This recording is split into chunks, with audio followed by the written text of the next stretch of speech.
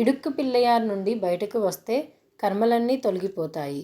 ఒకసారి ఇడుక్కు పిల్లయార్ నుండి బయటకు వస్తే మోక్షస్థితి రావచ్చు అంటారు. గిరి ప్రదక్షిణ చేసేసరికి అలసట వచ్చి కాళ్ళు నొప్పులు ఒళ్ళు నొప్పులు వస్తాయి కదా. ఇడుక్కు పిల్లయార్ నుండి బయటకు వస్తే అలసట అంతా పోతుంది. ఇడుక్కు పిల్లయార్లో 2 యంత్రాలు ప్రతిష్ఠించారు.